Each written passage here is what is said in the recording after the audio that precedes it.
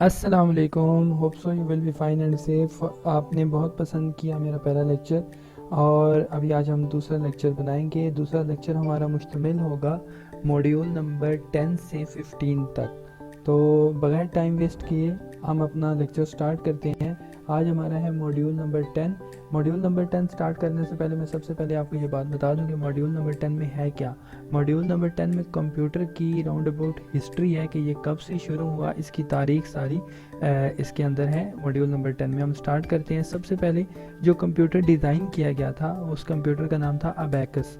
One of the earlier computer device was the abacus. History tells us that the probably had its roots in ancient China and was used in the early Greek and Roman civilization. Chinese और Roman ने ये computer बनाया था और वही लोग ये use करते थे जब ये कंप्यूटर का कंसेप्ट स्टार्ट हुआ था। तो ये किस तरह होता था, ये बीड्स की फॉर्म में होता था। अभी अगर आप देख रहे हो, the machine quite simply consisting of beads. Beads mean तस्वीर के जो दाने होते हैं, इसी तरह। और ये बाइनरी फॉर्म है इस तरह, जिस तरह आपको डिस्प्ले पे नज़र आ रहा है। वर्ल्ड का जो अबैकस पहला कंप्यूटर था वो इस तरह का था। तो जब इससे आगे चीज़ बढ़ी, टेक्नोलॉजी कन्वर्ट हुई कंप्यूटर की गेयर्स के अंदर। अब यहाँ पे आपको ये एमसीक्यूज के तौर पर आ सकता है कि वर्ल्ड का सबसे पहला कंप्यूटर कौन सा था और कौन सी टेक्नोलॉजी यूज़ की गई थी। तो सो डेफिनेटली आपको पता होना चाहिए कि अबैकस गेयर्स टेक्नोलॉजी। कंप्यूटर के अंदर जब गेयर्स टेक्नोलॉजी आई तो आपने इसके अंदर जो चीज़ याद रखनी है वो ये है कि आपने ये यहाँ के जो सन्स दिए गए हैं 1623 से 1662, 1646 से 1760, ये याद रखनी है कि कौन से साइंटिस्ट किस सन में था। ठीक है, ये 3 से 4 डेट्स हैं यहाँ पर। ब्लेज पास्कल जो है वो 1623 से 1662 है, ये फ्रांस से बिलोंग करते थे।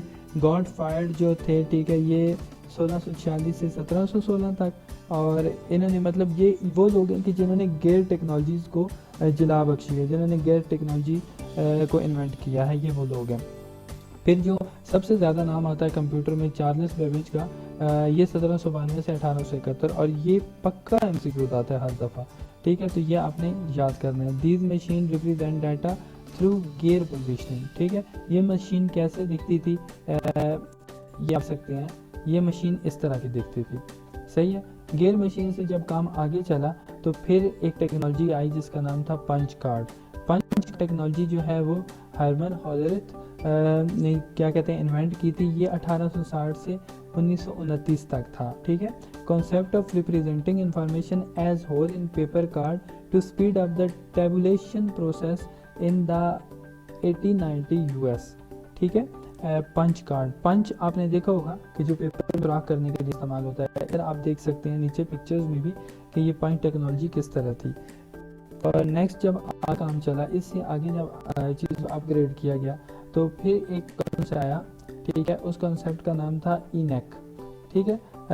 अब इससे पहले हम ये पढ़ लेते हैं कि इन्होंने क्या देखा हुआ है। इलेक्ट्रोमैकेनिकल मशीन्स ऑफ द जो supplies complete in 1940 at Bell Laboratory at the Mark I, completed in 1944 at Harvard University by Howard Aiken and group of IBM Engineering। ठीक है। उसके बाद इनेक जो है, ये मतलब क्या कहते हैं कि जो एक प्रॉपर कंप्यूटर की फॉर्म में आया था वो सबसे पहले इनेक था। ठीक है। इनेक जो था 1944 में, जैसे ऊपर बताया गया। इनेक यहाँ पे एमसीक्यूज क्या आता है, यहाँ पे एमसीक्यूज आता है कि इनेक स्टैंड फॉर। ठीक है, इनेक स्टैंड फॉर है electronic numerical integrator and calculator. ठीक है, develop by John Mauchly and J Presper. ठीक है, इन लोगों ने school of electric engineering university of the Pennsylvania इन्होंने। और पहला जो कंप्यूटर बना था वो आप देख सकते हैं कि कितना बड़ा था। आगे हम इसकी स्पेसिफिकेशन भी पढ़ते हैं तो आपको पता चलेगा कि इसकी जो फैक्ट शीट है, इसने जो एरिया घेरा था वो 1800 स्क्वायर फीट का था। और 20,000 इसके अंदर वैक्यूम ट्यूब्स यूज़ की गई थी, 1500 रिलेज यूज़ की गई थी, 10,000 कैपेसिटर, 70,000 रजिस्टर और 200 किलोवाट इलेक्ट्रिसिटी। वेट इसका 30 टन था। और इस पे जो कॉस्ट आई थी $4,87,000 आई थी, जो पाकिस्तानी तकरीबन 62.5 मिलियन बनते हैं। तो ये था वर्ल्ड का पहला जो कंप्यूटर की फॉर्म था। आप अगर स्क्रीन पर देख सकते हैं तो ये इसने पूरा एक कमरा घेरा हुआ है। तो आज हमारे पास कौन सा कंप्यूटर है, कितनी टेक्नोलॉजी तरक्की कर चुकी है, आप देख सकते हैं। आपने इधर ये इसकी फैक्ट शीट जो है ना, इसको थोड़ा सा याद रख लेना है, ठीक है। इससे रिलेटेड कोई क्वेश्चन आ सकता है, ठीक। ये था क्या कहते हैं, आगे जब टेक्नोलॉजी रैपिड एडवांस में पहुंची, ठीक है, तो फिर क्या हुआ। अभी हमारा ये मॉड्यूल एंड होने वाला है। प्रोसेसिंग पावर डबलिंग इन 2 ईयर। डेस्कटॉप कंप्यूटर सबसे पहले जिन्होंने बनाया उनका नाम था स्टीव जॉब। जो स्टीव जॉब कौन है, जो क्या कहते हैं इसके आईफोन के जो हैं क्या कहते हैं मतलब ऑनर है। स्टेफन वॉजनिक ने 1976 में पहला जो है क्या कहते हैं कंप्यूटर बनाया। फिर जो IBM ने प्रॉपर पीसी लॉन्च किया था 1981 में, वो IBM कंपनी ने लॉन्च किया था। ये कुछ डेट्स हैं और कुछ ईयर्स और सन जो हैं वो ये आपने इस मॉड्यूल में याद करने हैं। इनसे जस्ट एक MCQ आता है, ठीक है, क्वेश्चन नहीं आता। नेक्स्ट हमारा मॉड्यूल 11। मॉड्यूल 11 का टाइटल है बिट्स। कंप्यूटर में मेमोरी जो होती है, जितनी भी मेमोरीज होती है वो बिट्स की फॉर्म में होती है, ठीक है। ये एक बात याद रखनी है। Bits in computer all kind of information in storage in bit. आपकी कोई भी फाइल है, कोई भी वीडियो है, टेक्स्ट है, कुछ भी है, वो बिट्स की फॉर्म में आपके कंप्यूटर की स्टोरेज में सेव होता है, ठीक है। बिट्स जो होता है वो बाइनरी डिजिट पर मुश्तमिल होता है और बाइनरी डिजिट आपको पता है 0 और 1 होते हैं, ठीक है। फिर बिट्स को हम आगे देखते हैं। एक टेबल के अंदर आपको ये बात पता होनी चाहिए कि एक बाइट जो है वो 8 बिट्स का होता है। 1 किलो बाइट जिसको 1 KB कहते हैं 10-24 बाइट्स का होता है। ये आपने याद रखना है, ये लाजमी MCQ जिनमें से 1-2 आ जाते हैं, ठीक है। एक MB जो होता है वो 10-24 KB का होता है और 1 GB जो होता है 10-24 MB का होता है और 1 TB जो है वो 10-24 GB का होता है, ठीक। ये बात आपको समझ, ये मतलब क्या कहते हैं कि 6ठी-7वीं की कंप्यूटर की बुक्स में भी ये कॉन्सेप्ट पढ़ाए जाते हैं। तो हम नेक्स्ट मूव करते हैं। हमारा आगे जो टॉपिक है वो है हमारा आगे मॉड्यूल है मॉड्यूल नंबर 12 बोलैन ऑपरेशन। बोलैन ऑपरेशन जो है वो मुश्तमिल होती है क्या, किस पे, बाइनरी डिजिट पर मुश्तमिल होती है, ठीक है। Bit 0 represent the value false and bit 1 represent the value true. ये MCQs आएगा लाजमी कि 0 जो है वो रिप्रेजेंट करता है फॉल्स को और 1 रिप्रेजेंट करता है ट्रू को, सही है। Boolean operation in honour of mathematician George Boole 1815-1864। हाँ, बोलायन ऑपरेशन के मतलब क्या कहते हैं कि इसको इन्वेंट करने वाला कौन बंदा है, जॉर्ज बोलाय, ठीक है। इनकी आगे मतलब डेट्स भी लिखी है, ठीक है। अब नीचे एक कॉन्सेप्ट आ जाता है एंड और एंड XOR गेट। ये गेट कॉन्सेप्ट आपने पढ़ा होगा, मैं आपको यहाँ पे गेट का कॉन्सेप्ट समझा देता हूँ। और बोलैन ऑपरेशन और एंड और का मतलब आसान से समझ लें कि आप पहले इनपुट को देखें, ठीक है। 0 0 आउटपुट 0 0 1। अब जो एंड होता है एंड में क्या कहते हैं कि एंड का मतलब होता है और, मीनिंग समझिए, और का मतलब होता है या, ठीक है। अब इनमें मैं आपको आसान करके बताता हूँ कि एंड में जो है मल्टीप्लाई का फार्मूला लगता है। 0 को 0 से मल्टीप्लाई करें तो क्या आएगा, 0 आएगा। 0 को 1 से मल्टीप्लाई करें तो क्या आएगा, 0 आएगा। 1 को 0 से करें तो क्या आएगा, 0 आएगा। और 1 को 1 से करें तो 1 आएगा। और में प्लस का फार्मूला यूज होता है। 0 + 0 0, 0 + 1 1, 1 + 0 1, 1 + 1 1, ठीक है। अब आपने ये बात याद है, जहाँ एंड आएगा वहाँ मल्टीप्लाई और जहाँ और आएगा वहाँ प्लस का। ये आप देखेंगे तो आप इजीली किसी भी गेट की आप आउटपुट निकाल सकते हैं। फिर XOR गेट आपको मैं बताता हूँ। XOR गेट में आप देखेंगे कि जो और गेट है ना, और गेट, इसकी जो आउटपुट आई है आपने उस आउटपुट को क्या करना है, उल्टा लिख लेना है। जहाँ 0 है वहाँ 1 आ जाना है और जहाँ 1 है वहाँ 0 लिख लेना है। तो ये XOR गेट आ जाता है। नॉट गेट में आप समझ लें कि माइनस का फार्मूला लगता है, ठीक है। माइनस का फार्मूला इस तरह आया होगा सेट, हाँ, माइनस का फार्मूला आपने लगाना है, ठीक है। माइनस का फार्मूला इस तरह लगाना है कि माइनस का फार्मूला ये है कि जो इनपुट है आउटपुट उसकी मुखालफ होगी, ठीक है। 0 इनपुट है तो आपने आउटपुट 1 लगानी है और अगर 1 है तो 0 लगानी है, ठीक है। ये है यहाँ पर क्या बोला operation, or gate, and gate, XOR gate और नॉट गेट। फिर आ जाती है हेक्साडेसिमल नोटेशन। हेक्साडेसिमल नोटेशन आपने ये पैराग्राफ पढ़ लेना है कि आपके कंप्यूटर के अंदर जितनी भी स्टोरेज और मेमोरीज होती है वो बाइनरी की फॉर्म में होती है, बिट्स की फॉर्म में होती है। और वो उसकी जो हेक्साडेसिमल जो क्या कहते हैं नोटेशन है वो किस तरह की, कि हेक्साडेसिमल नोटेशन जो है ये टोटल कितने फिगर्स पर मुश्तमिल होती है, आपको ये आइडिया होना चाहिए। ये टोटल 16 फिगर्स पर मुश्तमिल होती है, ठीक है। 16 फिगर क्या है, 0 से 9 तक काउंटिंग और आगे ए से लेकर एफ तक, ये पूरा इसका चार्ट आया हुआ है कि हेक्साडेसिमल नोटेशन में 0 की वैल्यू क्या है, 1 की वैल्यू क्या है। अब मिसाल के तौर पर अगर आपके पास आ जाता है कि 1F का हेक्साडेसिमल नोटेशन क्या होगा।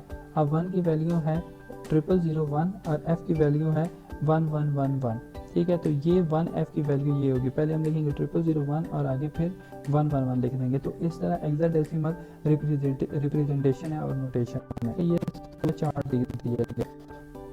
आगे module number 14, storage a bit main memory. For the purpose of storage data, a computer contains a large collection of circuit such as flip card. The bit reservoir is known as the machine main memory। कि आपके जो bit हैं, मतलब क्या कहते हैं, bit पे जो डाटा है कंप्यूटर का, या जितनी भी कलेक्शन है सर्किट की आपके कंप्यूटर की, वो मेन मेमोरी में आकर स्टोर होती है, ठीक है। और उसको मेमोरी कहते हैं जहाँ ये चीज़ स्टोर होती है, ठीक है। उसके बाद यहाँ पर है मैनेजेबल यूनिट सेल, 8 बिट का होता है, ठीक है। हाउस होल्ड डिवाइसेज हैव, उसके बाद मेन मेमोरी ऑर्गेनाइजेशन के बारे में बता, लार्ज कंप्यूटर में है बिलियन ऑफ सेल, ठीक है। उसके बाद बाइट साइज ऑर्गेनाइजेशन, बाइट का आपको बताया गया है कि जो क्या कहते हैं 8 byte is equal to 1 bit, ठीक है। उसके बाद most significant bit on the left side while significant bit size, इसको जानना है, ठीक है। उसके बाद आ जाता है हमारे पास मेन जो है RAM stand for random access memory. ये एक शॉर्ट टर्म मेमोरी होती है कंप्यूटर के अंदर, हमारे कंप्यूटर के अंदर, हमारे सीपीयू के अंदर के जो इसको शॉर्ट टर्म मेमोरी भी कहते हैं, सही है, रैम को, कि जो हमारे सामने मतलब बहुत जल्दी से क्या कहते हैं कि किसी चीज़ को लेके आते हैं, और ये आपकी सीपीयू के अंदर स्टोर होती है रैम, इसको शॉर्ट टर्म मेमोरी भी कहते हैं। उसके बाद आ जाती है डी रैम, डायनेमिक रैम भी इसको कहते हैं। Store bits and टिनी electric charge refresh many times a second, आप बार बार जो रिफ्रेश कर रहे होते हैं और वो बार बार आपकी स्क्रीन फ़ौरन रिफ्रेश होकर आ रही होती है, तो ये डी रैम टेक्नोलॉजी होती है। ये रैम से थोड़ी एडवांस होती है।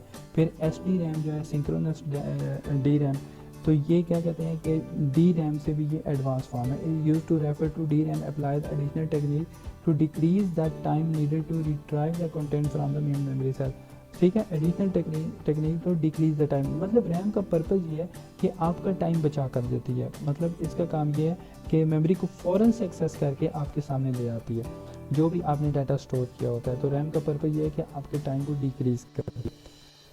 तो नेक्स्ट हमारे मॉड्यूल नंबर 15 मैग्नेटिक सिस्टम, ठीक है। मैथ स्टोरेज क्या है, मैथ स्टोरेज ये है due to volatility and limited size of computer main memory, ठीक है।